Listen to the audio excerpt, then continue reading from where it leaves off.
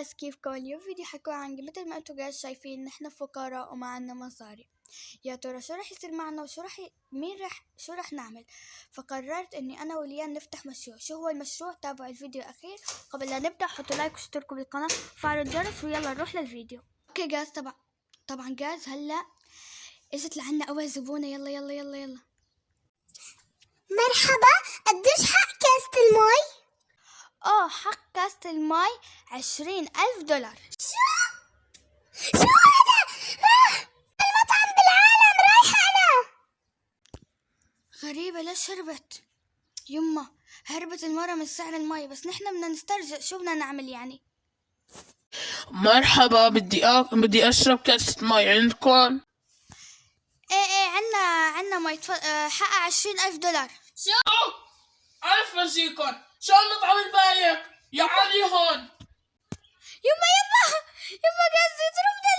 لا هاي اسعارنا يا اخي. لا مدام اطلعي برا، اطلعي مدام. مرحبا، أنا بدي جاي آكل إكسبريسو.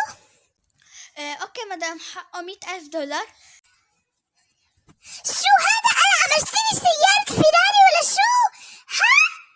رايحة عند أوبشن مطعم. شو هذا المطعم؟ العمى؟ طبعا وصلت شاحنة اللي فيها اغراض لحتى نبيعها مجانا عشان نروج على مطعمنا. اوكي يلا حط الاغراض هون.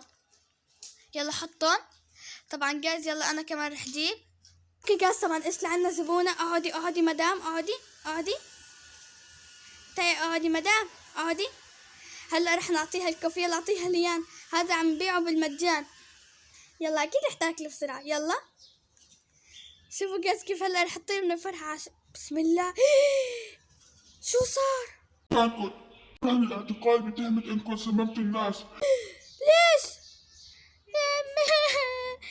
بدنا نروح على السلطة؟ احنا ما عملنا شيء. نحن ما عملنا شيء، ليش بدنا نروح على السجن؟ والله نحن مساكين. هذا هو صاحب المواد.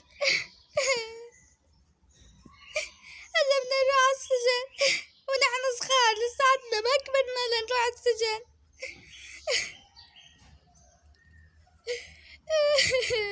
يلا فوتي ليان، صرنا محبوسين. اوكي جايز، طبعا هلا صرنا متسولات، رجعنا متسولات وما بنعرف شو صار. خلص صارت النهاية. هاد كان فيديو اليوم. حطوا لايك واشتركوا وفعلوا الجرس وباي.